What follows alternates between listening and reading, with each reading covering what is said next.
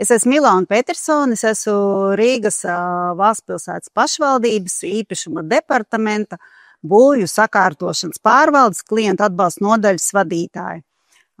Sākumā es pastāstīšu šodien savu prezentāciju par Rīgas līdzfinansējumu māju atjaunošanai un piesaistīto zemes gabalu labiekārtošanai, un pēc tam mana kolēģe no pilsētas attīstības departamenta pastāstīs par iespējamiem nodokļu atvieglojumiem. Tad viņa arī pati stādīsies priekšā, no kura biroja viņa ir un ko interesantu un kas varētu liederīgs jums būt. Tātad Rīgas līdzfinansējums māju atjaunošanai. Katru gadu es saku, lai startētu veiksmīgi programmās, īstenotu projektus un saņemtu līdzfinansējumu, ir jāsāk ar ko? Jāsāk ar to, ka jāiepazīstās ar nolikumiem un tā pielikumiem. Programma nolikuma katru gadu tiek publicēta mūsu mājaslapā, un, ja rodās pēc tam jautājumi konkrētāki, tad var pieteikties uz konsultāciju. Tātad, lai veiksmīgi startētu programmās, īstenot savu projektu un saņemtu līdzfinansējumu, ir jāiepazīstās rūpīgi ar nolikumiem, kas tiek publicēti mūsu mājaslapā, un pēc tam tad jāpiesakās uz konsultāciju. Šogad nolikumi ir izsludināti 7. novembrī. Viņi jau ir ievietoti Atjauno Rīga LV mājaslapā. Un šodien tad es esmu ielikusi, kāda šī mājaslapa izskatās. Nedaudz pastāstīšu tiem, kuri tad nesaprot, kuru pogu spiest un kuras programmu skatīties. Tātad šodien es pastāstīšu, pirmo daļa būs līdzfinansējums dzīvojamo māju uzturēšanai, modernizēšanai. Tur ir visas daudzdzīvokļu dzīvojamās mājas, sākot no 3 dzīvokļiem un vairāk. Tad ir līdzfinansējums atsevišķām vēsturiskām būvēm. Tur būs viena un 2 dzīvokļu mājas un vēsturiskās būvis. Un pastāstīšu arī par jaunumiem, kas tad mums ir Koka Rīgā jauns noticies un ko mēs varam piedāvāt.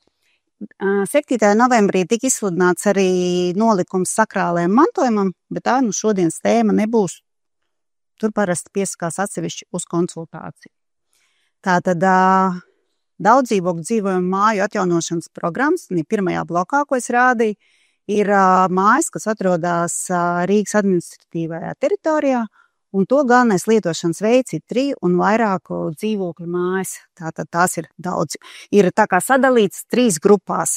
Kā mēs sakam, 3 maciņos ir daudz dzīvokļu dzīvojamās mājas, kur ir dzīvokļi sākot no 3 dzīvokļiem, un ir noteikts, cik var piederēt domājamās daļas vai dzīvokļu.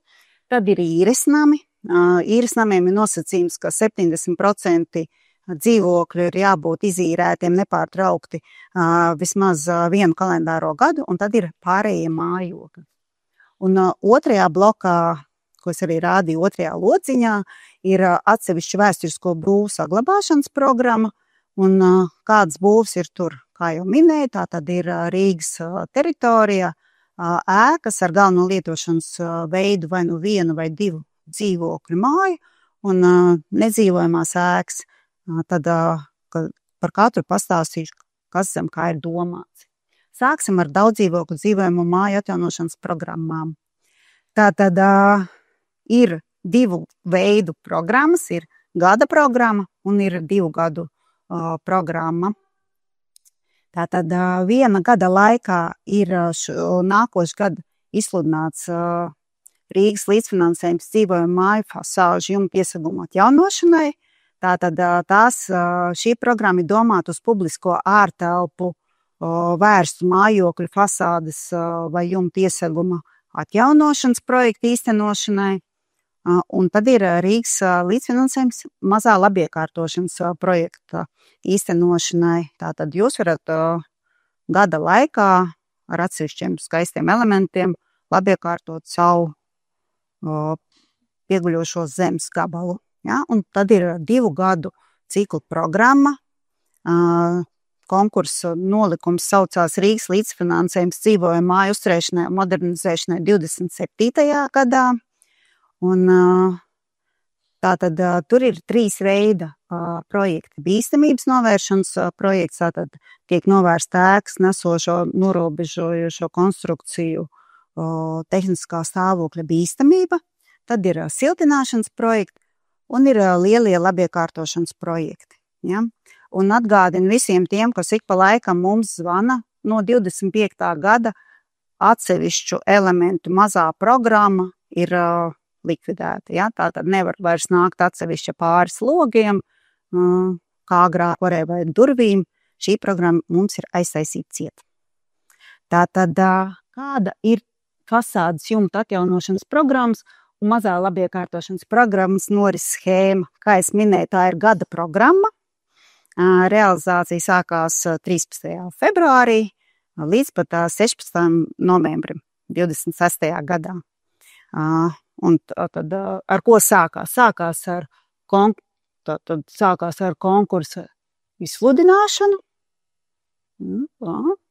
Izsludināts 7. novembrī. Pieteikšanās konkursam ir līdz 13. februārim, 9:00 no rīta. Kā mēs sakam, minūti nokavējāt, ir pa vēlu. Kāpēc? Tāpēc, ka šie projekti tiek nesti uz komisiju. Komisija ir 10:00 un šie iesniegtie projekti tiek izskatīti un apstiprināti. Tad ir projektu pārbaude, ja, tātad marts, aprīlis projekti tiek izskatīti, pieļaujamie trūkumi tiek novērsti, un tad 8. maijā tad ir tie gala lēmumi, kuri projekti tiek apstiprināti, kuri noraidīti. Un līguma slēgšana savukārt notiek maijā, un tad līdz 16. novembrim visi projekti ir jārealizē, un līdz pat decembrim notiek līdzfinansējuma apmaksa. Ja jūs beidzat ātrāk, protams, šo projektu, tad arī ātrāk iesniedzat dokumentus, un arī līdzfinansējums ātrāk tiek izmaksāts. Kādas ir atbalstāmās darbības?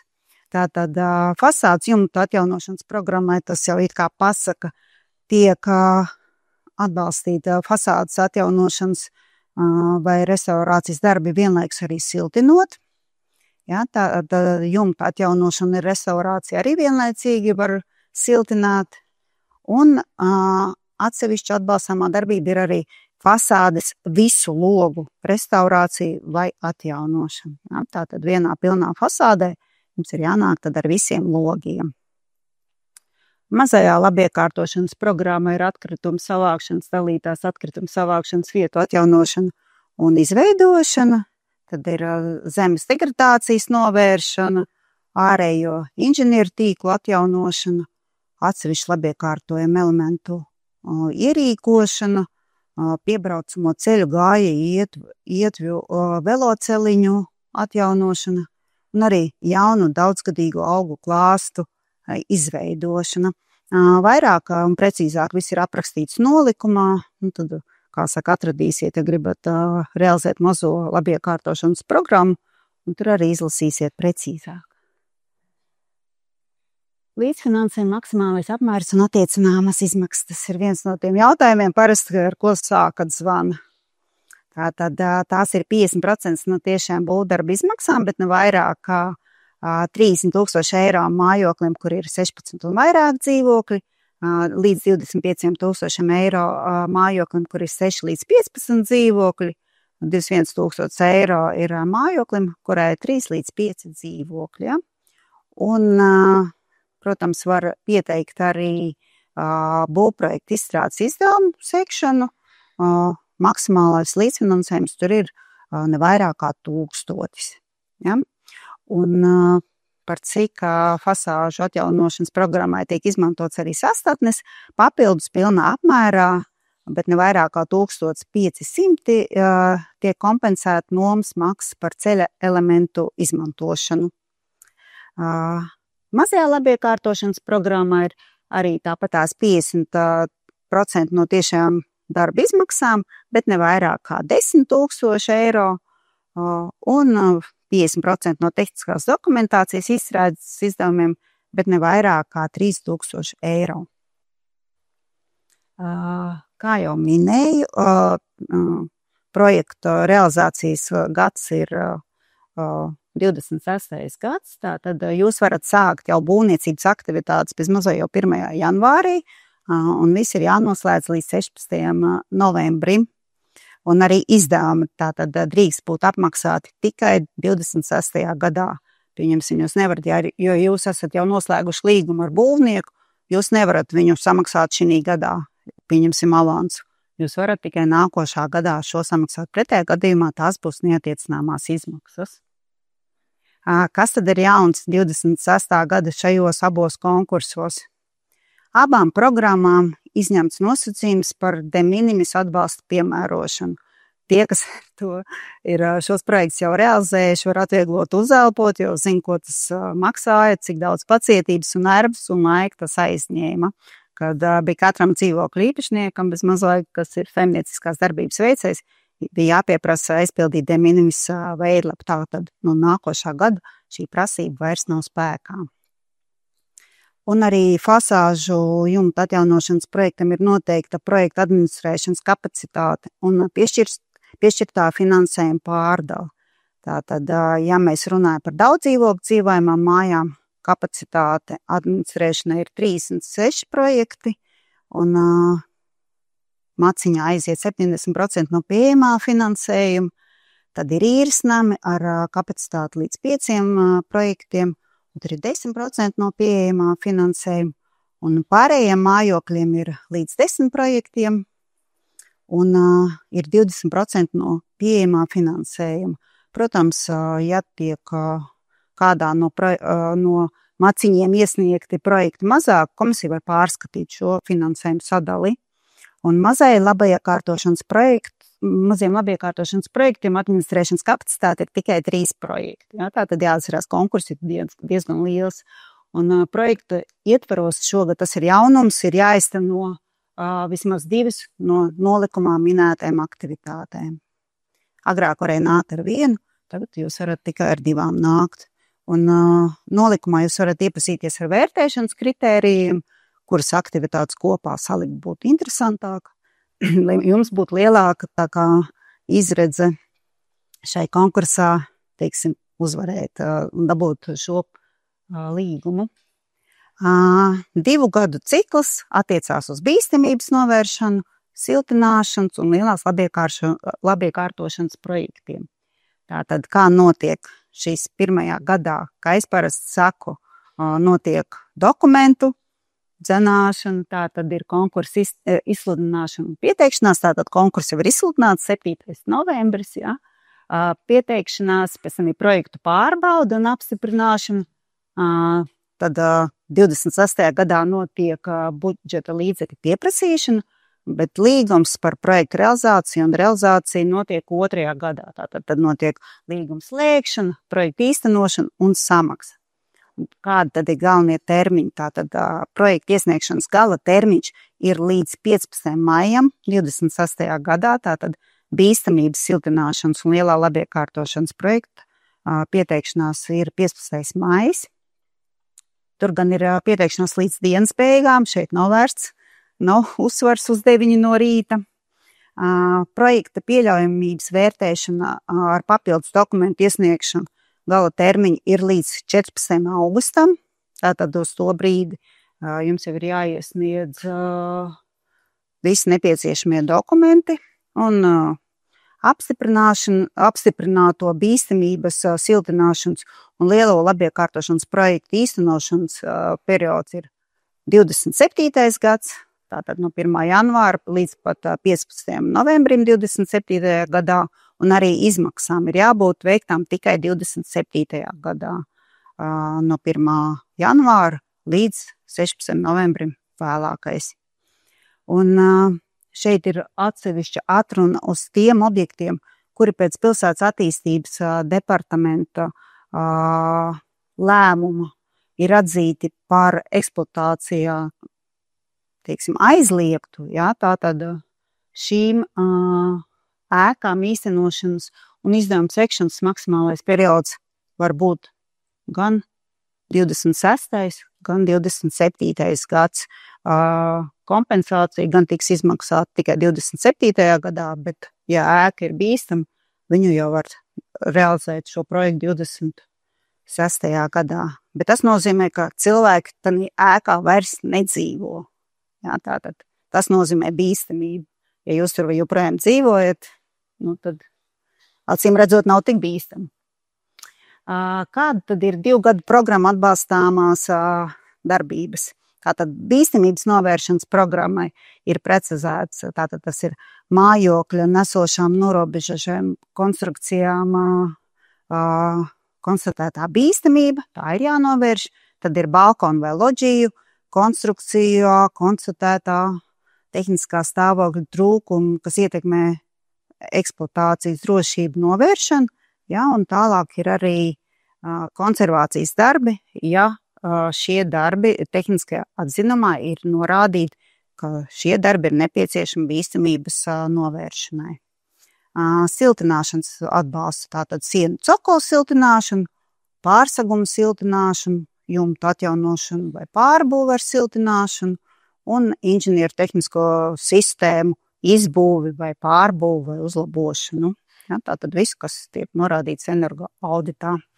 Un lielā labiekārtošanas programmā tiek atbalstīti gan atkritumu savākšanas un dalītās savākšanas vietu izveide, jaunu ārējo inženieru tīklu izveidošana, piebraucamo ceļu, gājēju, ietvju, veloceliņu un tā tālāk izveidošana un komplekso teritorijas labiekārtošana. Arī nolikumā precīzāk ir jāizlasa, kas ir minēts, un tad jau jūs paskatīsieties, vai jūs interesējoša aktivitāte tiek atbalstīta.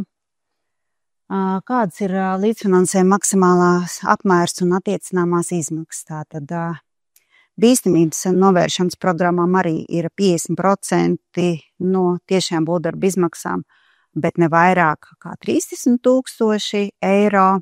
50% no būvprojekta izstrādes izdevumiem un ne vairāk kā 5,000 eiro. Siltināšanas programmā arī tāpatās 50% no tiešām būvdarba izmaksām, bet ne vairāk kā 50,000 eiro. Un arī tehniskai dokumentācijai 50%, bet ne vairāk kā 1,000 eiro. Un arī šeit tiek kompensēti izdevumi par saslatnēm, ja, bet ne vairāk kā 1,500 eiro. Neskaitot pievienoto vērtības nodokli. Un lielai labiekārtošanas programmai ir 50% no tiešām būvdarba izmaksām, bet ne vairāk kā 30,000 eiro, vai 50% tehniskās dokumentācijas izdevumiem, bet ne vairāk kā 3,000. Kas tad šeit ir jauns? Nav pārāk daudz jaunu, tātad programmām arī šeit ir izņemts de minimis atbalsta piemērošanas nosacījums, un ir noteikta kapacitāte visiem projektiem, tātad tiks apstiprināti 31 projekts. Ja? Kam ir jāpievērš uzmanība startējot kādā no siltināšanas vai bīstamības programmām? Tātad siltināšanas programmā arī tas nolikumā ir ierakstīts, ka jums jānāk ar to aktivitāti, kas dod lielāko ietaupījumu pēc jūsu energo audita pārskatā minētā. Ja? Un bīstamības novēršanas projektiem parasti daudzās mājās ir vairākas bīstamības, tad ir jānāk prioritārā secībā. Inženierim ir jālūdz norādīt prioritārā secībā, kas tad visvairāk bīstamāks, kas ir mazāk bīstams, teiksim tā, un tad tādā secībā ir jānāk uz bīstamības novēršanas programmu. Kas tad būtiski būtu atcerēties visām programmām? Gan fasāžu atjaunošanai, gan siltināšanai, gan mazām labiekārtošanai, ka labs rīks visu nepieciešamo iesniedzamo dokumentu apzināšanai ir satura rādītājs. Parasti sākam ar to, kā taisam ne tikai nolikumi, taisam satura rādītāju, uzskaitīti visi iesniedzamie dokumenti. Tātad viss, kas ir rakstīts satura rādītājā, tam visam ir jābūt. Ja? Par tehnisko dokumentāciju, kas nepieciešama labiekārtošanai, mēs vienmēr lūdzam tomēr pakonsultēties pilsētas attīstības departamentā, tāpēc, ka katrs gadījums ir nedaudz individuāls, reti, kad ir kāds tipveida risinājums, un tad labāk tomēr painteresēties pie pilsētas attīstības departamenta par jūsu interesējošo jautājumu. Un, ja objekts atrodas vēsturiskajā centrā, pilsētas aizsardzības teritorijā, tad, protams, nepieciešams saskaņojumi vai ir nepieciešami jāinteresējas Nacionālā kultūras mantojuma pārvaldē. Protams, nākotnes jebkuru no programmām ir jāatcerās, ka iecerēm ir jābūt saskaņotām pilsētas attīstības departamentā, un tad jau tālāk atkarībā no iesniegšanas procesa, no programmas, nākošā kārtā ir jāatcerās, ka ir jābūt viennozīmīgi izpildītam bunam, tātad būvdarbu uzsākšanas nosacījumiem. Ja? Parasti sanāk tā, ka uz fasāžu siltināšanu bunam jau ir jābūt izpildītam, ja? Tas uz to gada programmu, bet bīstamības novēršanai, siltināšanai un labiekārtošanai, tad buns tiek kārtots vēlāk. Tas nav pirmajā etapā. Bet nolikumā tas viss ir skaisti arī tad pašā satura rādītājā, tā kā ir sadalīts, kas ir iesniedzams pirmajā kārtā, kas iesniedzams otrajā kārtā. Un to visu var izlasīt un saprast. Atgādinu, ka ja projekta īstenošanas laikā ir paredzēts nomainīt būvnieku, paredzēts mainīts kaut kādas izmaiņas tāmē, tad tās ir obligāti sākumā jāsaskaņo ar īpašumu departamentu, kas administrē šos projektus, un tikai pēc tam jūs varat veikt šīs izmaiņas. Papildus par vienu objektu saimnieciskajā gadā jūs varat nākt tikai ar vienu objektu. Jā, tātad nevarat nākt gan mazo labiekārtošanu, gan pieņemsim fasādi. Ja? Tātad tas ir 2 gadus pēc kārtas jūs varat nākt. Pašvaldības līdzfinansējums tie, kas nezina, tiek izmaksāts kā kompensācija pēc darbu veikšanas, tātad sākumā 100% ir jānorēķinās ar būvnieku, jums jāsaprot, kur jums ņemsiet naudu, un tikai pēc tam, pēc visu dokumentu iesniegšanas īpašuma departamentā jums šis līdzfinansējums tiks atmaksāts. Un vienmēr arī tiem, kas nav tā kā vēl piedalījušies, ir pārsteigums, ka par tiem dzīvokļiem, kas ir pašvaldības dzīvokļi, valsts dzīvokļi vai pašvaldības kapitāla sabiedrības, tad gan fasāžu atjaunošanas programmā, gan labiekārtošanas programmā proporcionāli tiek samazināti šie līdzfinansējumi.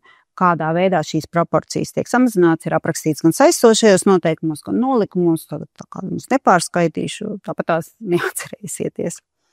Nedaudz gribu parādīt iepriekš realizētos projekts. Tātad ir nākuši gan uz fasāžu un piesaguma atjaunošanu, Biedrības un veiksmīgi, un arī SIA ir veiksmīgi īstenojuši savus projektus. Energoefektivitātes uzlabošanas projektos pilnībā tika visa māja nosiltināta. Ja, un tā bija Krūzes ielā, savukārt Saldus ielā 24. gadā, ja nemaldos, tika izbūvēta jauna siltuma apgādes sistēma. Tā bija, viņa palikusi pēdējā aktivitāte, pārējais jau viss bija izdarīts energoauditā norādīties, tad viņa atnāca ar šo aktivitāti. Un bīstamības novēršanas projekta ietvaros tātad tika nostiprināti balkoni, piemēram, un tāda izskatās arī, kad pagrabs stiprina, ja, tātad, lai varētu droši tālāk eksploatēt ēku.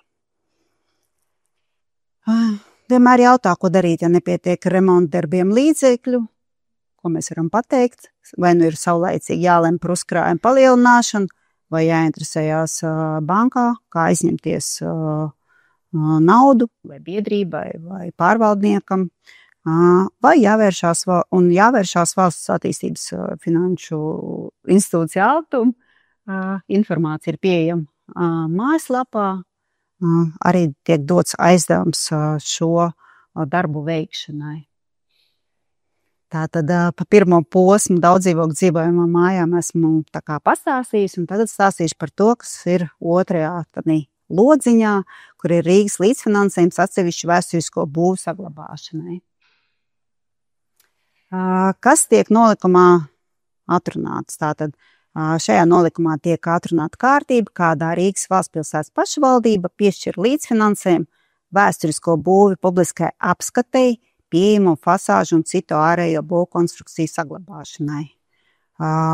un projekta objekta saglabājumā daļa ir atzīstama par pieejamu sabiedrības apskatei, ja sākot ar projekta iesniegšanas dienu, ik viens var netraucēti jebkurā diennakts laikā šo objektu apskatīties. Kā es parasti saku, lai jūs saprastu, vai jūsu objekts ir publiski pieejams, pieņemsim izdomājot, vai naktī, vai jūsu draugs, vai varbūt tās es, garām braucot, es varu šo objektu paskatīties. Tātad, ja priekšā ir vārti, tātad objekts nav pieejams apskatei. Ja? Un tas arī ir atrunāts, ka konkursā ar publisko ārtelpu saprot ielas, bulvārus, laukums, parkus, skvērus un tā tālāk, arī pagalms, kuri iebrauktavas nav aprīkots ar vārtiem vai citiem iekļūšanas šķēršļiem.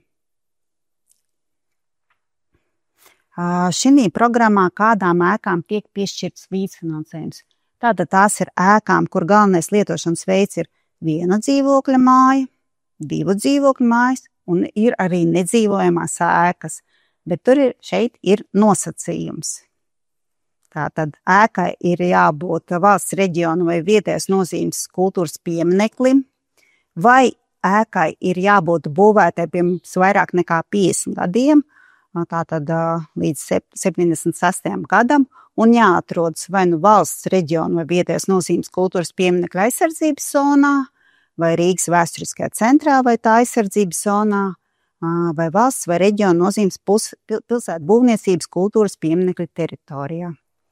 Vai ir trešais nosacījums, ēka ir būvēta pirms vairāk nekā 50 gadiem, un pašvaldība tā ir noteikusi kultūra vēsturiski vērtīgas ēkas līmeni līdz 13. februārim 26. gadam. Kur var iegūt informāciju par šo trešo kategoriju, tātad tām ēkām, kurām pilsētas attīstības departaments ir pieņēmis lēmumu par kultūra vēsturiski vērtīgas ēkas līmeni, tātad ir pieejams pilsētas attīstības departamenta mājaslapā. Šādi viņi izskatās, kultūra vēsturiskās ēkas, un tad jūs varat paskatīties, ja jūsu ēka jau ir bijusi apsakota vai bijusi nepieciešamība šo ēku apsakot, tad šeit ir arī noteikts šis līmenis. Šai programmai arī ir 1 gada norises schēma, tātad konkurss tika izsludināts tāpat tās kā visi pārējie 7. novembrī, tātad var jau sākt pieteikties, pieteikšanās ir līdz 13. februārim 26. gadā līdz 9:00 no rīta, un projektu pārbaude notiek līdz 13. martam, tālāk 8. maijā tāpat tās komisija pieņem lēmumu par līgumu slēgšanu, maijā notiek līguma slēgšana, un līdz pat 16. novembrim tiek īstenoti projekti un līdz pat decembrim izmaksāts līdzfinansējums. Un šīs programmas atrunātā kapacitāte, kas arī norādīta nolikumā, ir 21 apstiprinātais projekts. Kas šī programmā tiek atbalstīts? Tātad tiek atbalstīts darbību kopums, kuras rezultātā tiek atjaunota vai restaurēta vēsturiskā objekta oriģinālā substance. Tātad atbalstāmās darbības ir viens fasāds vai vairāk fasāžu vai jumta ieseguma atjaunošana, ieskaitot siltināšanu, ja tāds ir saskaņojums saņemts, ja, un vienas fasādes visi logi, vai nu tos restaurējot, vai arī aizstājot ar analogu, ja nu nav ko restaurēt vairāk. Līdzfinansējuma apmērs ir tāpatās 50% no attiecināmo izmaksu kopsummas, bet vienam projektam līdzfinansējuma apmērs nedrīkst pārsniegt 20 000 eiro būvdarba izmaksu kompensācijai, 1000 eiro tehniskās dokumentācijas kompensācijai, un arī šeit ir kompensācija par saslatņu izmantošanu līdz 1500 eiro. Galvenie termiņi, līdzīgi kā fasāža programmā, ir aktivitāšu periods ir no 1. janvāra līdz 16. novembrim 26. gadā, un arī izdevumi drīkst būt apmaksāti tikai nākošajā gadā, tātad no 1. janvāra līdz 16. novembrim. Atgādinājumi, tātad arī šeit ir izņemts nosacījums par de minimis atbalsta piemērošanu, Tāpat tās par vienu pieminekli saimnieciskā gadā var pieteikt tikai uz vienu projektu, var pieteikties. Pašvaldības līdzfinansējums arī tiek izmaksāts kā kompensācija pēc darbu noslēgšanas un samaksas veikšanu darba veicējam. Un arī šeit tiek samazināti proporcionāli atbalstāmie izdevumi, ja ir pašvaldībai vai valstī piederoši īpašumi. Un arī šeit vienīgiem ir palicis, ka, ja ir nekustamā īpašuma nodokļa parādnieki, tad arī par šo objektu domājamo daļu tātad proporcionāli tiek samazināta izmaksa. Ja? Nodokļa parāds nedrīkst būt lielāks par 500 eiro. Tātad esmu pastāstījis par visām līdzfinansējuma programmām un gribu ar prieku un lepnumu pastāstīt par to, kas tad mums ir jauns Koka Rīgā noticies. Tātad Koka Rīga ir šis komplekss. Jūs nākot uz šeit, varbūt tās redzējāt, ka mums jau ir jauna ēka uzbūvēta, tie, kas sen pie mums nav bijuši. Un no šā gada šeit notiek praktisko apmācību programma. Tātad šā gada martā tika izdoti saistošie noteikumi par praktiskajām apmācībām vēsturiskā ēku koku elementu restaurācijā. Tātad šajā saistošajos noteikumos ir norādīta kārtība, kā pieteikties, kas var pieteikties uz šo programmu ar mērķi veicināt sapratni par kultūra vēsturiskā mantojuma saglabāšanu, un arī iegūtās zināšanas pēc tam arī praktiski savā vēsturiskajā, teiksim, īpašumā pēc tam arī izmantot. Kas ir saistošo noteikumu izpratnē vēsturiskā ēka? Tā ir ēka, kas atrodas Rīgas administratīvajā teritorijā, neatkarīgi no rajona, un kuru eksploatācija ir uzsākta līdz 40. gadam. Un apmācību pretendents ir drīzāk bija fiziska persona īpašnieks, ja, tātad vai nu ēkai, kas atrodas Rīgas teritorijā, vai arī, ja tas ir dzīvokļu īpašnieks vēsturiskajai ēkai, tātad tas bija īpašnieks. Un šogad uz mūsu konkursu pieteicās 22 cilvēki, daļa tika atsijāta, dēļ tā, ka neatbilda šai prasībai, jo varēja pieteikties tikai īpašnieki. Un līdz ar to, ar manu kolēģu palīdzību, mēs sagatavojam grozījumus saistošos noteikumos, un vakardien šie noteikumi Rīgas domas sēdē tika apstiprināti, un tagad apmācību pretendents ir fiziska persona, ne tikai īpašnieks, bet arī varbūt laulātais, partneris, bērns vai mazbērns. Tātad līdz ar to, kā saka, paplašinās, es jau redzu priecīgas, smaidīgas sejas, kuri pagājušo gadu netika, kas nākošais gadu varēs nākt un piedalīties mūsu programmā. Kāda ir apmācība norises schēma? Tātad tiek sagatavots nolikums tiek izsludināts, visticamāk tas tiks izsludināts martā, iespējams februārī, bet vairāk uzsvaru likt uz martu, ja? Un tiek izsludināts apmācības, notiek pieteikšanās apmācībām, nolikumā ir atrunāts visi nepieciešamie iesniedzamie dokumenti, viņu nav daudz, tad notiek pieteikuma izvērtēšana, lēmums un līgums slēgšana, un apmācību process plus mīnus notiek līdz 15. oktobrim. Un pēc tam jau tad, kad ir iesniegt tā kā visi izdevumi, kas ir radušies par materiāliem, notiek kompensācija izmaksas. Daudziem varbūt tas nav zināms, bet ar ko ir labas šīs apmācības, ka ne tikai jūs iegūstat zināšanas, jūs ar savu logu ārējo vērtni. Šogad mums bija mērķis ārējās logu vērtnes, un arī nākošgad būs logu ārējās vērtnes. Jūs atnākat ar savu logu ārējo vērtni, jūs ne tikai iemācāties viņu atjaunot vai restaurēt, bet jums arī tiek kompensēti izdevumi, kas rodas šā apmācības procesa laikā. Tātad tas var būt jauni stikli, ja nepieciešams nomainīt stiklojumu, krāsa, ķite un visi pārējie, tur skrūvītes un tādas lietiņas, kas nepieciešams šī loga atjaunošanai, ja? Bet maksimālais kompensējamais apmērs ir ne vairāk kā 1000. Šogad mūsu dalībnieki arī iesniedza šos pārskatus, maksimālais, man liekas, bija kādi 300, ja es nemaldos, ja? Tā kā nebija dārgs šis pasākums. Tātad vēlreiz atgādinu, ka apmācību cikls tiks izsludināts kaut kad martā, un tad visu vasaru pēc mūsu sastādītā, un arī mēs jums piedāvājam aptuveni dienas, kad jūs varēsiet nākt, aizpildīt grafiku, tad mēs vienojamies par šo grafiku, un tad jūs pēc savu grafiku nākat, mācaties mūsu meistaru uzraudzībā, un arī mums ir arī pieaicināts eksperts, restaurātors, jūs mācaties atjaunot šos logus. Un ja liekas varbūt, ka tas ir neticams un ka cilvēki nenāk,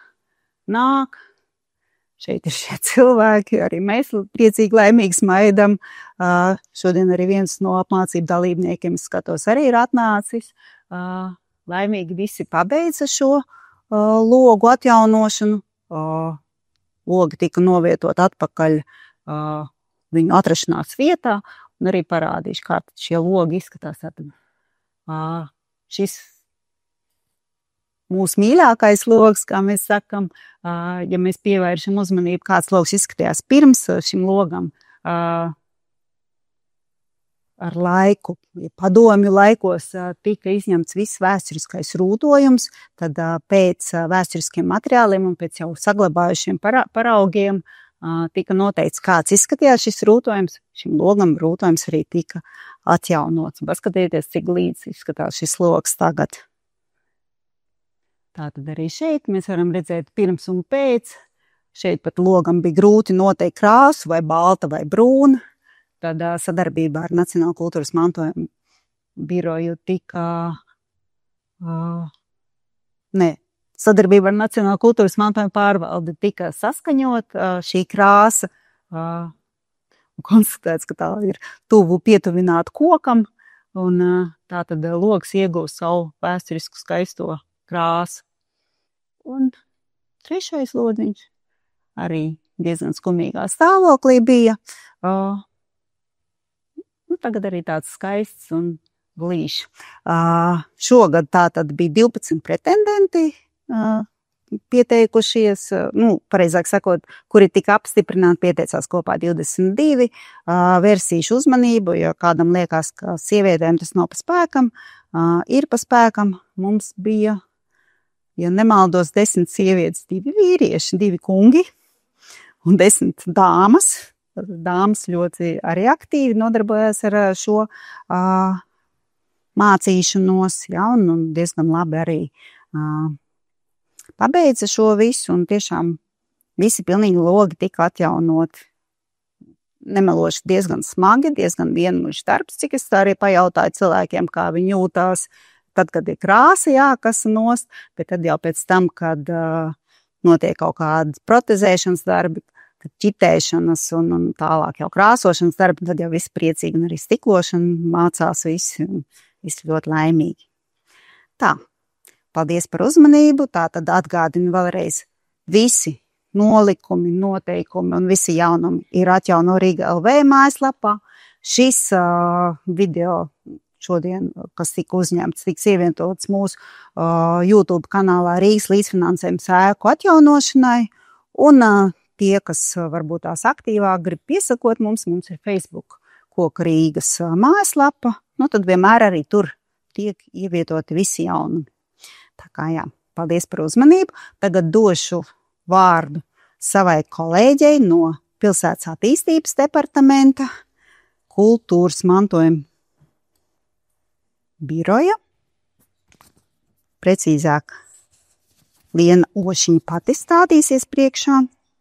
Es šovakar pārstāvu Pilsētas attīstības departamenta kultūrvēsturiskā mantojuma saglabāšanas biroju.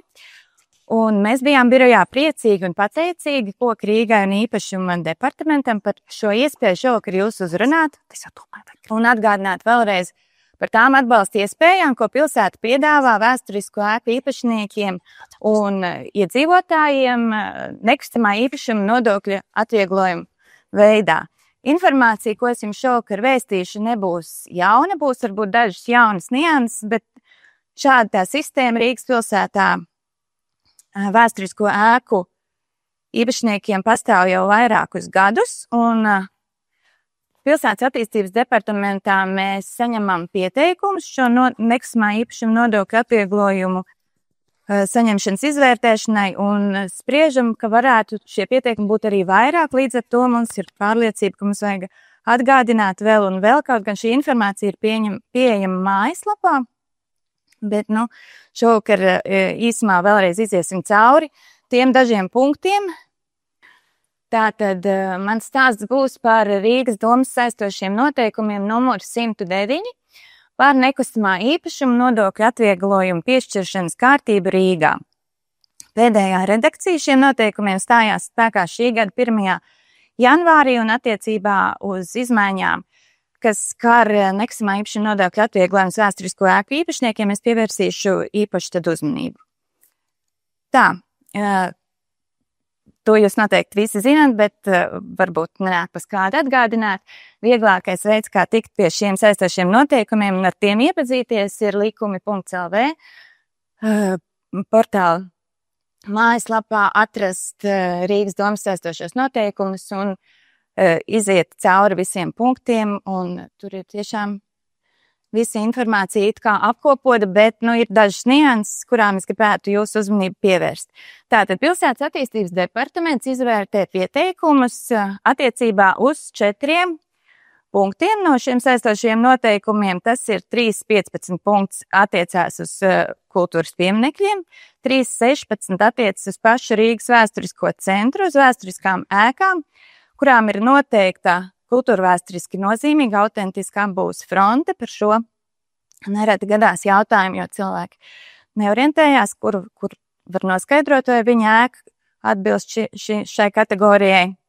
3.18 punkts attiecās uz vēsturisku ēku atjaunošanas gadījumiem, un 3.19 punkts attiecas uz ēku siltināšanu. Tur gan arī šajā kategorijā ietilpst jebkāda ēka, tas punkts neskar tikai vēsturiskās ēkas, līdz ar to es šodien par šim punktam nepieskaršos, bet iziesim cauri iepriekšējiem 3 minētajiem. Tātad vispirms par kultūras pieminekļiem.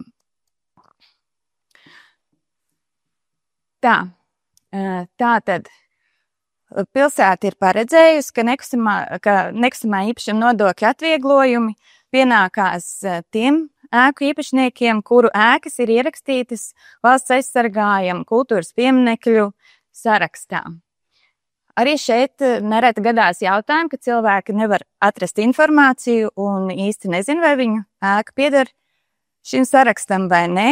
Tad, protams, tas, kuru informācija ir jāmeklē, ir kultūras mantojuma informācijas sistēma mantojums.lv.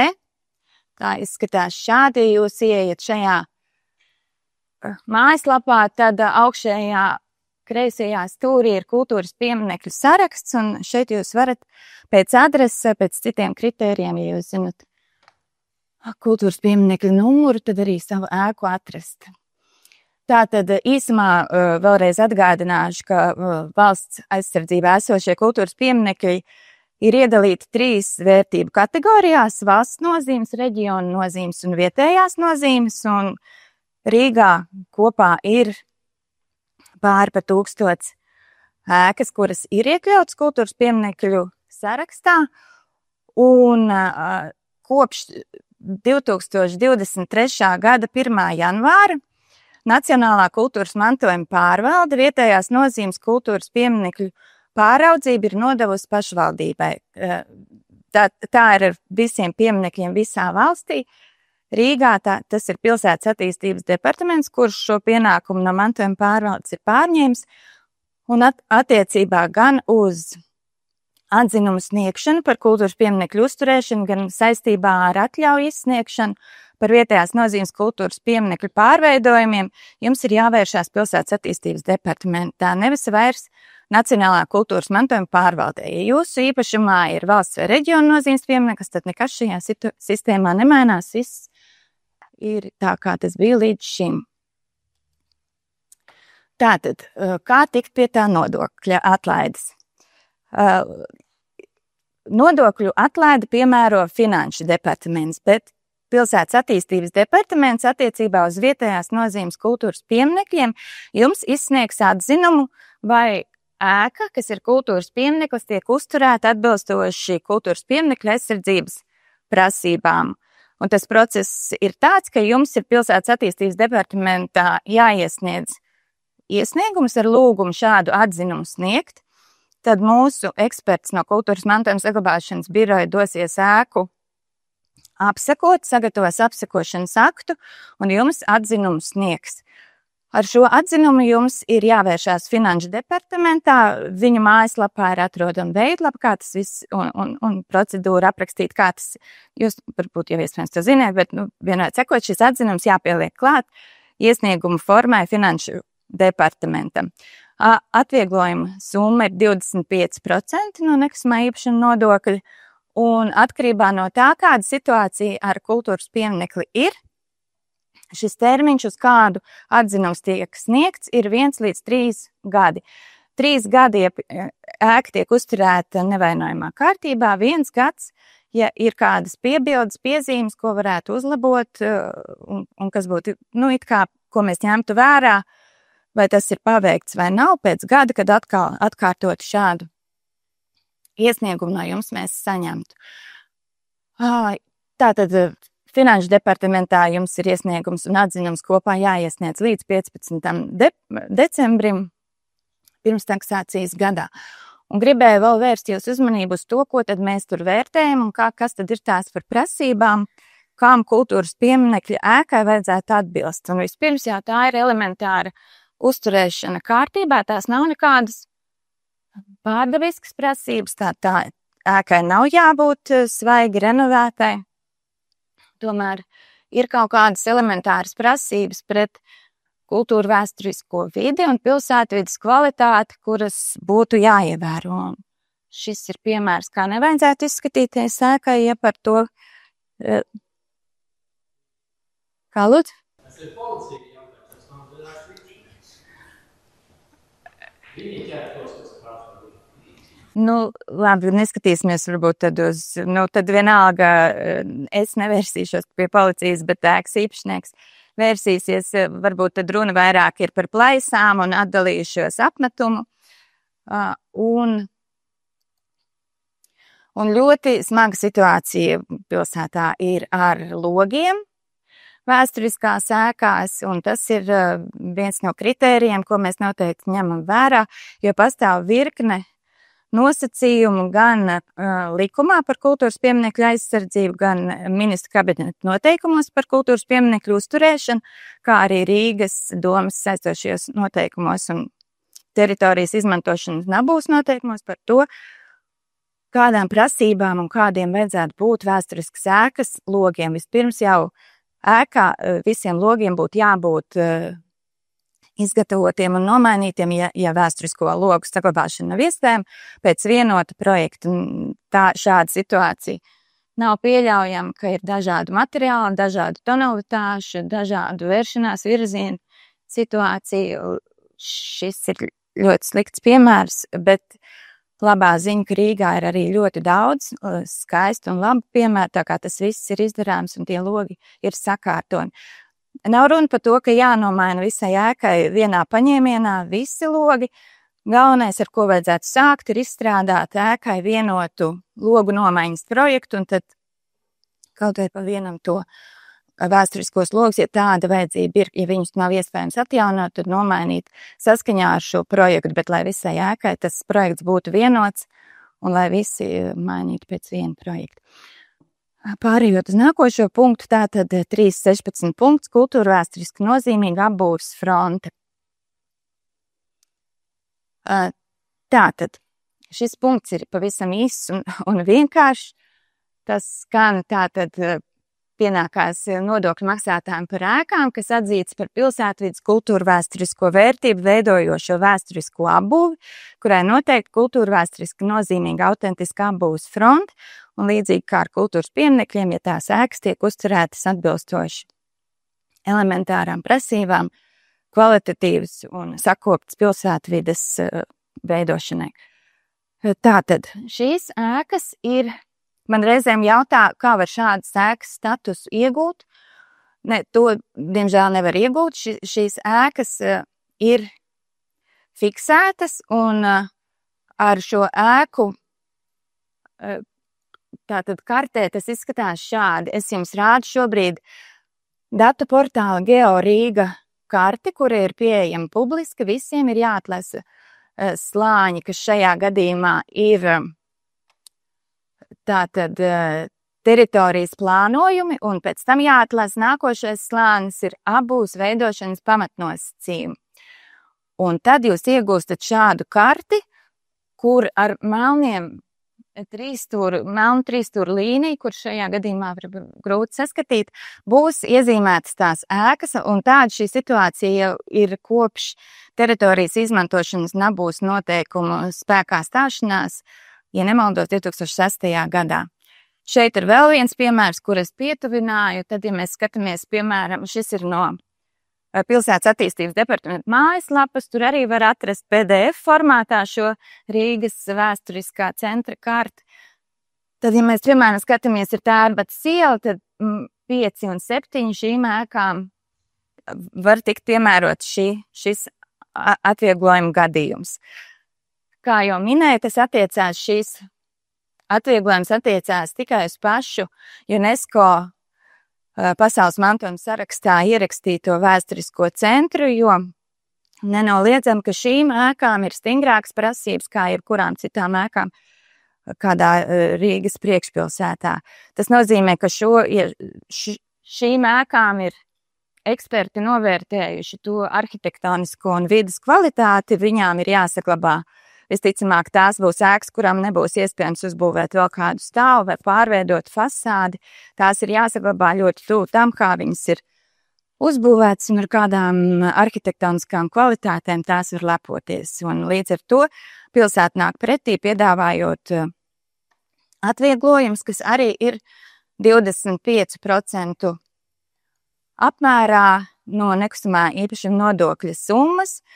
Termiņš, uz kādu atvieglojumu tiek piešķirti, ir 2 gadi, un procedūra, kā pie šī atvieglojuma var tikt, ir iesniedzot Pilsētas attīstības departamentā īpašu pieteikumu. Pieteikumu veidlaps ir gan Pilsētas attīstības departamenta mājaslapā pieejams, gan arī šo saistošo noteikumu pielikumos. Un saņemot šādu pieteikumu, Pilsētas attīstības departaments izvērtē, vai tās ēkas patiesi tiek uzturētas atbilstoši prasībām, un veic atzīmi vienotajā informācijas sistēmā uz 2 gadiem, un pēc 2 gadiem jums šī procedūra jāatkārto no jauna, un tā ik pēc 2 gadiem šo atvieglojumu var saņemt. Vairāk nekādas darbības īpašniekiem vai iesniedzējiem nav jāveic. Finanšu departaments no manas pieminētās vienotās informācijas sistēmas šo informāciju iegūs, ja ēka būs kvalificējusies atvieglojuma saņemšanai. Visbeidzot, par 3.18 punktu, tas ir par vēsturisku ēku atjaunošanu. Te es iekopēju visus apakšpunktus, kā šobrīd saistošajos noteikumos tie ir publicēti un kuros gadījumos nekustamā īpašuma nodokļa atlaides ir piemērojamas. Summējot visu, vispirms tās ir par, ja vēsturiskai ēkai ir veikta pilna fasāžu atjaunošana, tajā gadījumā, un ir izbūvēts fasādes dekoratīvais apgaismojums, tad ir 50% atvieglojumi no nekustamā īpašuma nodokļa summas. Ja visa ēka ir atjaunota, renovēta vai pārbūvēta, tad ir un izbūvēts fasādes dekoratīvais apgaismojums, tad ir 70% attiecībā uz koku ēkām, tie ir 90%, un no šī gada 1. janvāra ir saistošos noteikumos iekļauta vēl viena ēku kategorija, proti nekustamā īpašuma nodokļa atlaides 25% apmērā ir iespējams iegūt par ēkām, kurām ir veikta pilna fasāžu atjaunošana, bet nav izbūvēts dekoratīvais apgaismojums. Jo praksē mēs saskārāmies ar situācijām, ka ir vēsturiskas ēkas, kurām fasāžu dekoratīvo apgaismojumu vispār nav iespējams izbūvēt. Tās ir, pieņemsim, 18. gadsimta ēkas, kurām tā fasāde nav paredzēta izgaismošanai. Ir arī vairāki dažādi citi gadījumi, kā mēs arī secinājām, ka cilvēki nereti izvēlās kādus varbūt ar arhitektūru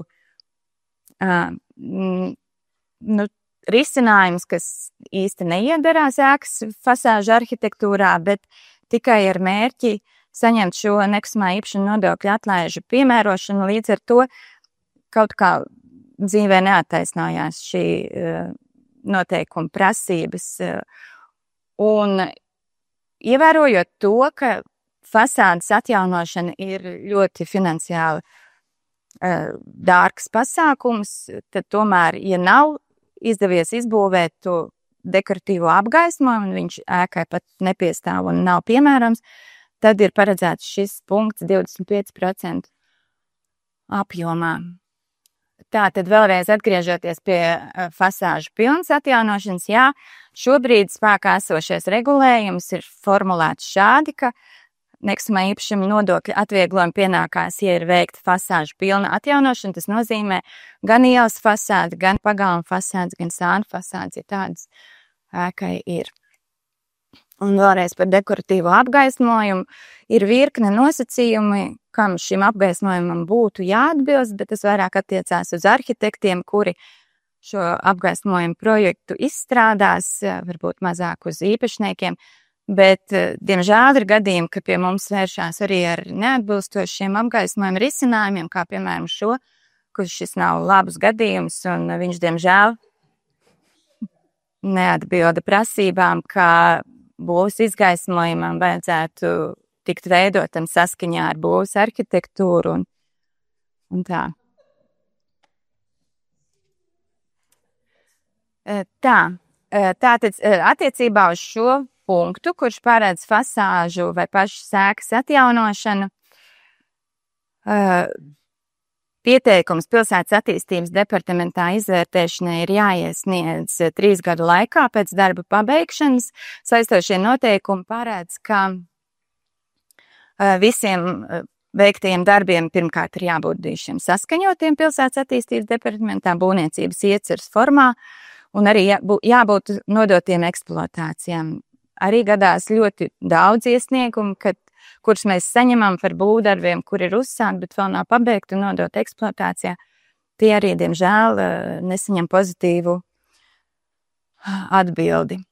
Attiecībā uz pieteikumu iesniegšanu pilsētas attīstības departamentā saistošie noteikumi paredz, ka tas ir jāizdara līdz 1. oktobrim. Mēs neesam tik stingri kā īpašuma departaments. Mums der arī var dzīvē gadīties, aizmirst, vēl kādi šķēršļi. Mēs pieņemam pieteikums arī pēc 1. oktobra. Un atvieglojumi, ja viss atbilst prasībām, tad atvieglojums ēka saņem uz 5 gadiem. Un šo 5 gadu laikā vairāk atkārtots pieteikums pilsētas attīstības departamentā nav jāiesniedz. Un vēl attiecībā uz šo punktu, kā arī uz 3.16 punktu, tā sistēma ir tāda, ka atliek vienam īpašniekam, vienam nodokļu maksātājam par ēku pieteikumu iesniegt un saņemt pozitīvu atzinumu, un tie dati tiek ievadīti vienotajā informācijas sistēmā, un automātiski šo atvieglojumu saņem arī visi pārējie ēkas īpašnieki. Līdz ar to tas atvieglojums ir piesaistīts ēkai, un uzreiz automātiski tas sakārtojas tā, ka vairāk nevienam citam īpašniekam nav jāiesniedz. Nu, lūk, un vēl nobeigumā es gribēju vēlreiz atgādināt savu vārdu un uzvārdu un pierakstīt, ja kādu interesē mans telefons un e-pasts kur jūs varat vērsties ar jautājumiem, ja būs manā kompetencijā atbildēšu, ja nebūs, novirzīšu pie kāda speciālista, kas man varēs vairāk varbūt palīdzēt jums saprast. Labi, paldies par uzmanību, tas no mans puses. Pirms stāstīt vai atbildēt uz jautājumiem, aizmirst pastāstīt par iespējamu programmu, kura tiks izsludināta 5. decembrī, tātad nolikums tiks publicēts nedaudz pēc 5. decembra, bet komisijai paredzēts apstiprināt, tas ir patvērtņu izveidošana. Ja, ja būs bumbu patvērtņu izveidošanai, ja būs izsludināts nolikums, mēs arī iespējams sarīkosim vai nu semināru vai kādu Zoom ierakstu, kur pastāstīsim, kas šī projektā tiks atbalstīts. Ja, bet šodien par to mēs nerunāsim, jo tas vēl tiek lēmts, spriests, tiek pētīts vadlīnijas šim projektam. Tā. Jā, vai ir kādi jautājumi? Vai visiem viss ir skaidrs? Jā, kungam pagaidiet, mikrofons jums tiks aiznests. Tad mēs noklausīsimies jautājumu. Vai dzird arī tie, kas mūs skatās? Labvakar. Man ir viens jautājums tāds. Jūs minējāt, ka viena gada laikā var iesniegt vienu projektu. Jā. Jā, tas nozīmē, ka tas attiecās gan, es nevaru iesniegt uz 1 gadu projektu un uz 2 gadu otru. Jā, tas ir labs jautājums. Jūs varat dokumentus, jūs varat iesniegt, pieņemsim. Man pieņemsim tā, ka jumts un man brūk pamati. Atceraties, ka nolikumā ir tāda prasība, ka jūs nevarat nākt uz fasāžu atjaunošanu, piemēram, vai jumta atjaunošanu, ja jums ir brūk pagrabs. Tātad sākumā jums ir jāpagaid 2 gadu, lai es jums ir jānovērš tieši tā, jums ir vai nu pa saviem līdzekļiem ir jānovērš šī bīstamība un jūs nākat uz jumta atjaunošanu, vai, ja jūs varat gaidīt, un tas jumts netek tā, ka viņu steidzīgi būtu jāmaina, tad tiešām jūs 2 gadu laikā 1. gadā iesniedzat dokumentus uz jumtu, tad jūs 2. gadā remontēt jumtu, un 3. tad, kas jums ir, pieņemsim, fasādi remontējat. Ir tādi, kas arī tā kā apvieno, pieņemsim, ir tie, kas grib tā kā siltināt, bet jumtu viņi siltināt nevar. Pieņemsim, viņi nākošu, kad atnāk uz jumta atjaunošanu, tāpēc, ka tur nav ko siltināt, jumts, tur pieņemsim, tur viņam nav tie bēniņi tā izbūvēt, lai siltinātu, bet viņi redzam no publiskās ārtelpas šis jumts, tad viņi atnāk nākošu gada februārī uz atjaunošanu, tad pieņemsim ēku tālāk, viņi grib siltināt, tad uz maiju viņi iesniedz dokumentus, un pašus darbus veids 27. gadā. Tātad, jo līdzfinansējums, pieņemsim, par jumtu, tad tiks izmaksāts 26. gadā, bet par fasādes siltināšanu 27. Tas kā piemērs. Apmēram sapratu. Ideja sabiet. Ja kādi jautājumi, tad droši uz konsultāciju piesakaties un pazvanot. Labvakar, paldies par prezentāciju. Man ir 2 jautājumi, viens par jumtu, vai ar jumta seguma atjaunošanu saprot arī jumta krāsošanu, ja būs speciālists ir atzinis, ka... Tātad jums jāpievērš uzmanību tam, kādus dokumentus jūs iesniedzat. Mēs prasam iesniegt paskaidrojumu rakstu, jā, tātad, ja jums atjaunošana, tad pieņemsim atsevišķu posmu, bet, jums ir jāatjauno pilnā plaknē, jā, un jumtam ir jābūt redzamam arī no publiskās ārtelpas. Ja jums pēc atzinumu nekas neprasās un neko mainīt, bet jūs vienkārši viņu krāsojat, bet jūs nevarat nākt ar krāsu pasu, jums jānāk ar paskaidrojumu rakstu. Ja? Tātad jums papildu dokumentācija jāsagatavo, un tad jūs varat nākt un krāsot. Paldies. Un otrs ir par tam būvētājiem izvirzītām prasībām. Tas var būt tik viens cilvēks, kas ir reģistrējis saimniecisko darbību tajā nozarē? Vai? Jums ir noteikti viennozīmīgi ir jāinteresējas attīstības departamentā, kādā veidā jūs varat šo vienu cilvēku kā darbu veicēju. Protams, jūs varat ar viņu slēgt līgumu, ja viņam ir atbilstoši certifikāti, un vai pilsētas attīstības departaments izsniegs jums šos būvdarbu uzsākšanas nosacījumus, ja? Tātad jūs iesniedzat šo informāciju par šo komersantu vai komercdarbības veicēju vai individuālu uzņēmēju, un tad, ja jums saskaņo, mums, teiksim, nav nozīmes. Tikai atceraties, tas ir termiņi, jā, tātad līdz nākošā gada pieņemsim, ja provizoriski jūs nākošais gadu, ja līdz visiem dokumentiem, visam ir jābūt, visiem darbiem izdarītiem, dokumentiem iesniegtiem, maksājumiem jāveic, līdz 16. novembrim jums jābūt pie mums. Paldies!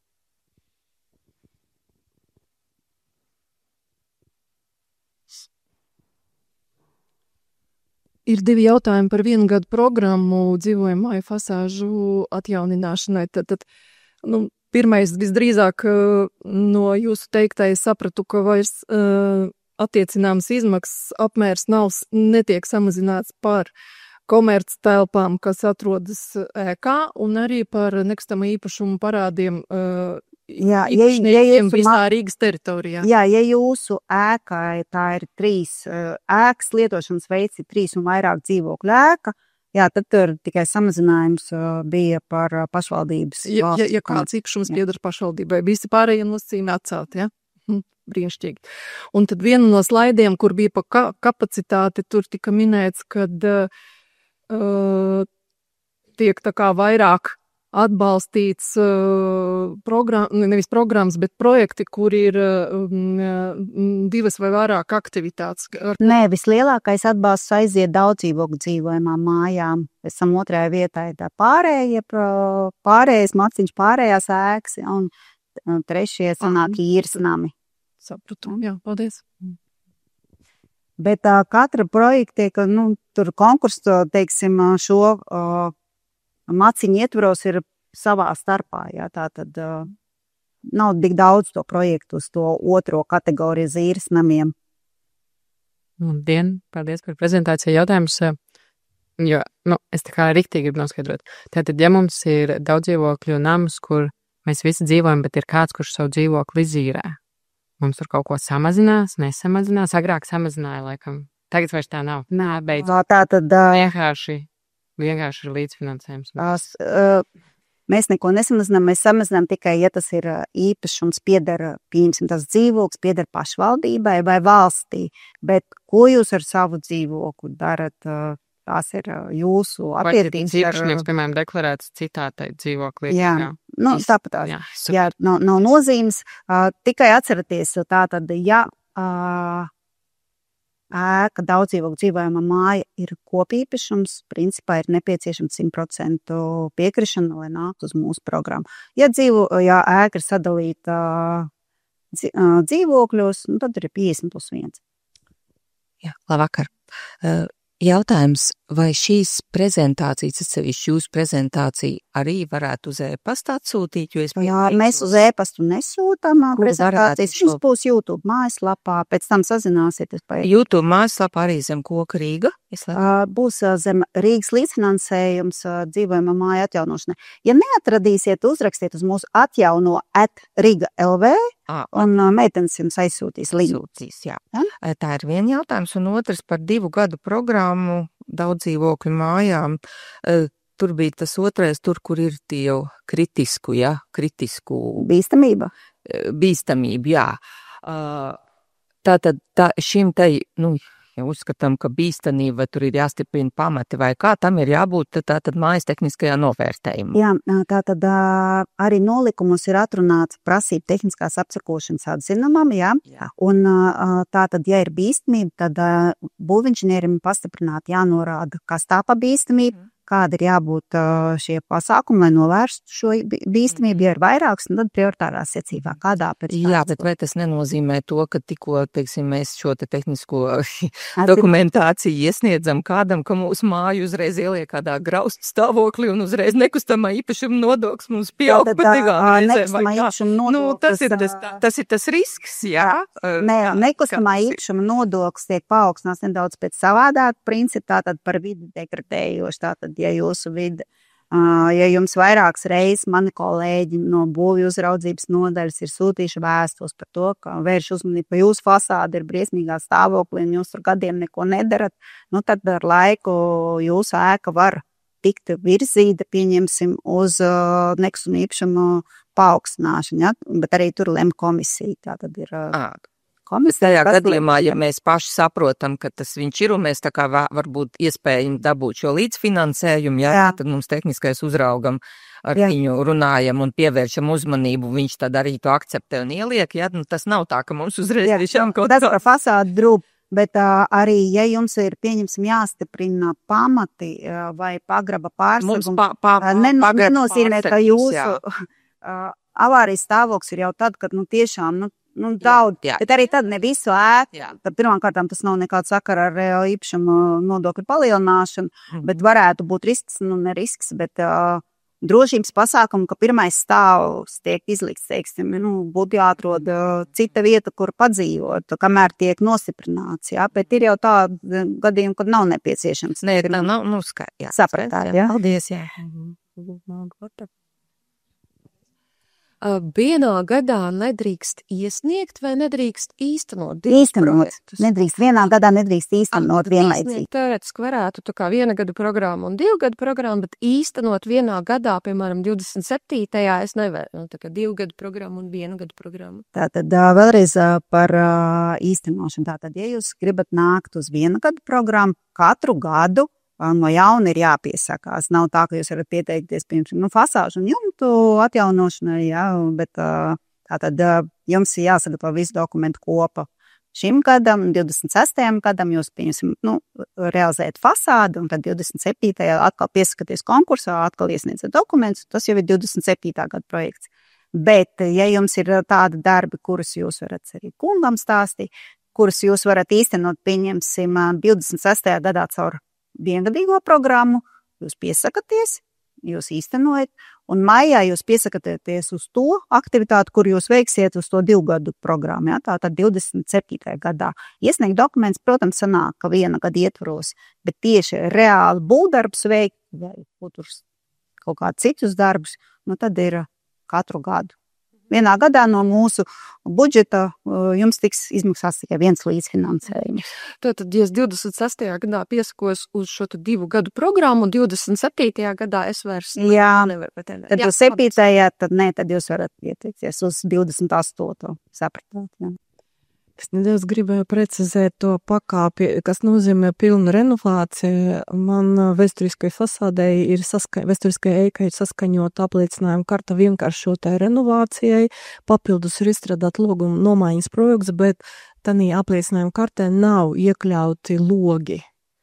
To var tagad sniegt vai nevar? Ja jums šis projekts ir saskaņots pilsētas attīstības departamentam, nevarētu būt iebildumi pēc tam pieņemt šo projektu. Iespējams, jums lūgs sadalīt kārtās, un izdalīt šos logus ārā, kas nav iekļauti, pieņemsim, kaut kādā nākotnē, ka jūs to darat. Tad mēs varam sniegt to renovācijas fasādu un pēc tam kārtot logus. Jā. Bet tas atkal nenozīmēs sakarā ar atlaidēm tagad jautājums, tas nenozīmēs pilnas renovācijas pakāpi. Tātad jūs atjaunosiet cik daudz, pieņemsim, jūs domājat, ko nest?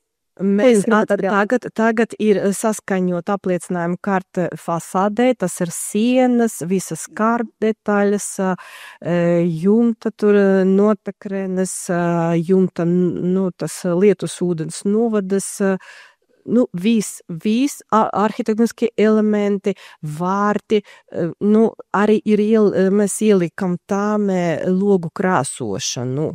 Vienā tonī, lai izskats ir labs. Bet, protams, uz fasādes ir kā koka vēsturiskie logi, tā arī dažviet ir nomainīti PVC logi. Reizēm fasāžu pilna atjaunošana ir saskaņota, būvniecības iecer izstrādāt arī neskarot logus. Un, tad logi ir paredzēti citā būvniecības iecerē, bet ir gadījumi, ka par to vien, ka tā fasāžu atjaunošana ir īstenota visām fasādēm, ir iespējams saņemt, viņa atbilst tai kategorijai. Un tie logi ir citā būvniecības iecerē, kas var tikt īstenot vēlāk. mums ir bez logiem 20. gadā saskaņos, tagad mums jau ir tas pienāks termiņš nākamajā gadā, un cerēsim, ka mēs tomēr savaksim visus spēkus līdz tam projektam atnāksim, bet, pārliecība man 100% nav, bet, cerība tomēr ir. Bet bez logiem. Un tikai viena fasāde. Tai ēkai ir vēl pagalma fasāde, par to mēs vēl nerunājām. Tikai ielas fasāde. Nē, tad tajā gadījumā tad nebūs. Tad, diemžēl, nekvalificēsies ēka, jo atkārtošu vēlreiz, kad būvniecības iecerē jāaptur visas fasādes, jābūt veiktai pilnai fasāžu atjaunošanai visām fasādēm. Jā, un tad, ja mums ir tur iekļauta renovācija, fasāžu renovācija ar dekoratīvu apgaismumu izveidošanu, tad par kādu nodokļu atvieglo? 50%. 50%. Jā. Labi, apmēram saprotu, paldies. Un man bija vēl otrs jautājums. Tehniskās apsekošanas atzinums man ir 20. gadā, tad man būs jāatsvaidzina dokuments. Vai ir iespēja arī saņemt līdzfinansējumu par dokumentāciju šajā? Tad atceramies, tātad, ja ir tehniskās apsekošanas atzinums, jums iet uz, principā viņš vairs nav derīgs, tātad uz programmām, man liekas, bija 2 gadi, derīgs atzinums. Jūs pasūtat papildus atzinumu, ja jums nekādi darbi nav tikuši veikti, inženierim nav tas viss no jauna jāapraksta, viņš atnāk pārbauda, vai kaut kas ir mainījies. Ja nekas nav mainījies, viņš sagatavo papildus atzinumu, kā tāda gada minētajā atzinumā, tur nekas nav mainījies šīs nesošajās konstrukcijās norobežojušās. Ja kaut kādi darbi ir veikti, vai tur kaut kas nav, kaut kāds sadaļa nav pasūtīta, jūs arī tad papildus atzinumā viņu arī tā kā iekļaujat. Bet atceraties, maksimālais līdzfinansējums tehniskā atzinumam ir līdz 1000, tad jūs paši izlēmiet, vai jūs sniedzat par tehniskās apsekošanas atzinumu vai par projektu izstrādi, kur dokumentu jūs iesniegsiet. Tad var to iesniegt, un tas būs papildus, vai tas būs iekļauts? Tas ir tanī 1000. Tas ir papildus 1000. Tas ir papildus 1000, tā tad ir tas būvniecības izmaksas, cik jums bija dzīvokļu māja? Mums ir 9. Jā, tā tad tur bija 25,000 un plus 1000 par tehnisko dokumentāciju vai 50%, skatoties, cik daudz. Paldies. Un es atgādināšu, jūs jau arī varbūt tā zināt, ka tehniskās tie projekti, ko jūs pasūtat, viņi ir derīgi 5 gadus. Jā? Tātad, ja 5 gadu laikā jūs ieceri nerealizējat, principā projekts, tiek pazaudēts, jā. Vai ir kādi jautājumi? Jā, kungs, lūdzu. Labi, man jautājums par jumta nomaiņu, jumta seguma nomaiņu. Tur ir punkts, kad jāsiltina, bet konkrēti 2 ēkas. Viena ēka ir vietējās nozīmes piemineklis, otra ēka ir aizsardzības zonā atrodas. Viena ēkā ir dabīgie ventilējumie bēniņi, augstie bēniņi tā saucamie, un otrā ēkā ir izbūvēti mansardi. Jā, mansardi. Tad kā šajā gadījumā, ja mēs vēlamies minēt? Tātad, ja jūs nākat uz to gadīgo programmu un jūsu ēka ir daudzdzīvokļu dzīvojamā māja, ja viņi redzam no publiskās ārtelpas, nav obligāti jāsiltina. Tas ir tā skaitā. Ja, ir citreiz tie jumti, kur var pa pīrāgu siltināt, jā, pieņemsim. Tad jūs varat siltināt, bet tas nav obligātā prasība. Protams, ja jūs nenākat uz siltināšanas programmu. Uz siltināšanas programmu jums energo auditā tad norādīs tās aktivitātes, kuras ir iespējams veikt.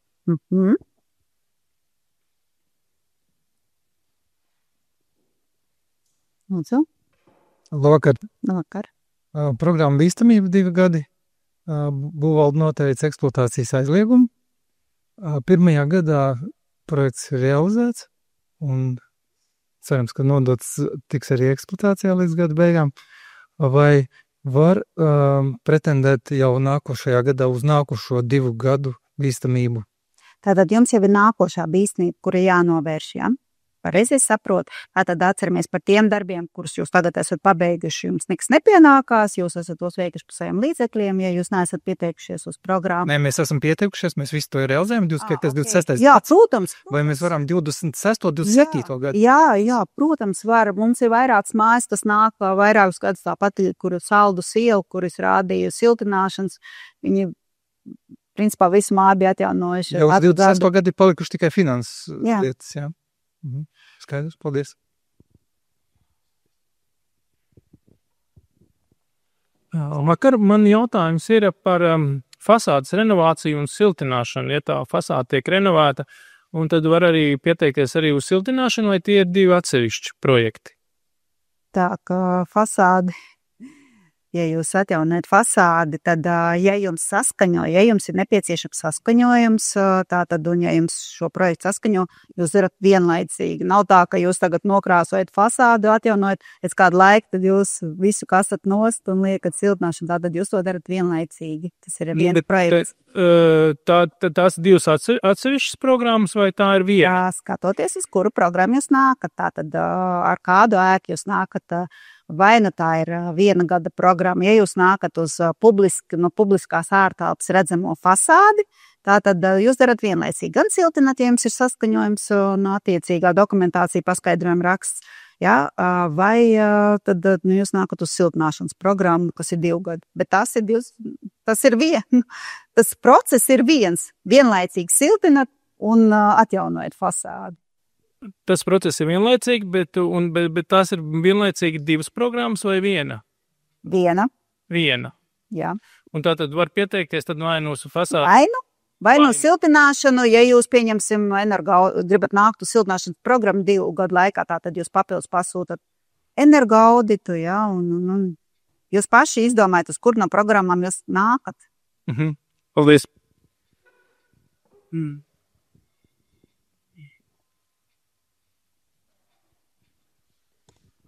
Labvakar. Tehnisks dabas jautājums iesniegt var elektroniski vai papīrā?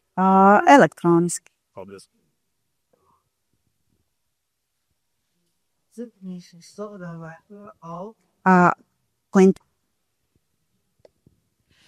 Siltināšanas programmā Energo audits bija tas, kur varēja dabūt Rīgas enerģētikas aģentūrā to atbalstu arī tieši enerģētikas aģentūrai ir atsevišķa programma tikai uz dokumentācijas doto līgumu. Es domāju par dokumentāciju, jā. Tad jūs pie mums nenesat šos dokumentus, bet jūs iesniedzat. Ja mēs gribam pieteikties uz tos... Jūs nākat uz būvdarbiem. Mēs nākam uz būvdarbiem. Bet mums jau energo audits tāpat ir vajadzīgs. Jā, energo audits, jā.